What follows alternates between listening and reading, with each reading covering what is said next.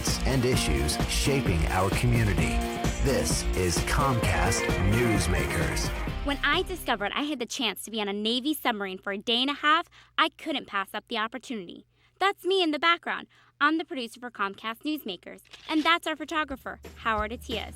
And this is a special edition of Comcast Newsmakers, the producer's notebook, only on local video on demand. The USS Toledo weighs more than 6,200 tons and can go more than 800 feet under the water.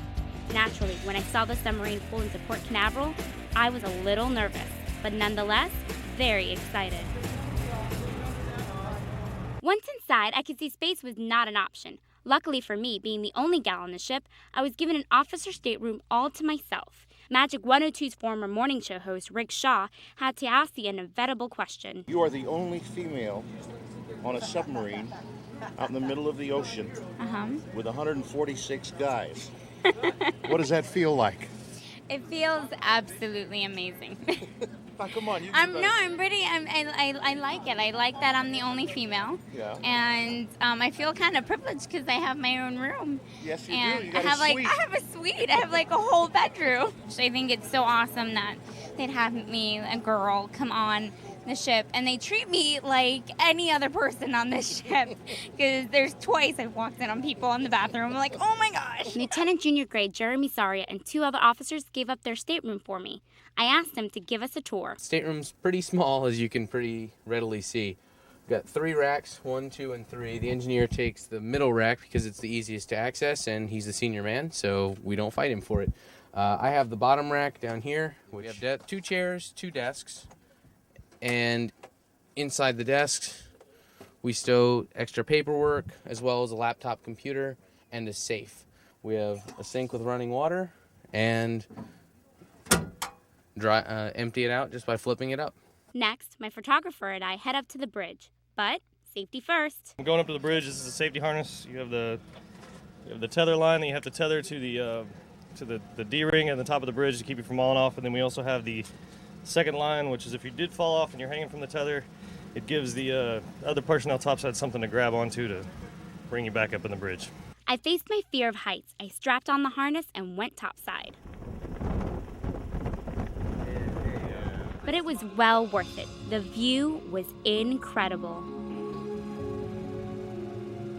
After enjoying a calm, scenic view on the bridge, it was time to get serious. You'll see they're going to break out all kinds of DC gear. This sound means the sub is getting ready for a missile launch. There's no time to waste. Sailors grab their gear in the mess hall, and we make our way into the control room.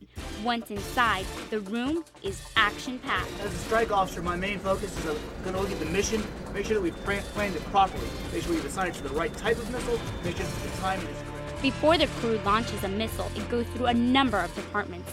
The captain then gives it the green light. Well, commence launch in the open window, Flight Alpha, Tube 1. Missile away. One away. Missile away. Normal launch. Mission accomplished. Now it was time for a little fun. The crew displayed what they call angles and dangles. That's when the crew secures all the loose items on the ship to practice angling the submarine downwards or upwards. Then they asked if I would hang on the bar to see how I would look. I couldn't say no. I just lost my shirt. I could use it for something. There's a lighter side to these hard-working sailors. Whether it's the Chiefs playing on the Xbox, the sailors getting together for a game of poker, or watching a movie, you can see these guys treat each other like family. So much so, even those who spent their last days on the ship say the one thing they'll miss the most are the bonds they formed. I think I'm going to miss the camaraderie the most, but I'm not going to miss the long hours and time away from home. But definitely the camaraderie is the best here. I'm definitely gonna miss all the friends I met while I was here on the Toledo. I met a lot of good friends. I think that's the biggest thing I'm gonna miss, and probably the EDMC. Even though he's a Vikings fan, I don't like him for that, but we'll forgive him. No matter how much fun it may look on this submarine, one thing is for sure, these sailors give up a lot to serve their country. Many leave parents, wives, and children behind for months at a time. I've got 5 kids at home, and my wife is a real strength to me to be able to keep my family going while I'm underway. They try to keep some of the comforts of home, including religious practices. All the angels and saints, and you, my brothers and sisters.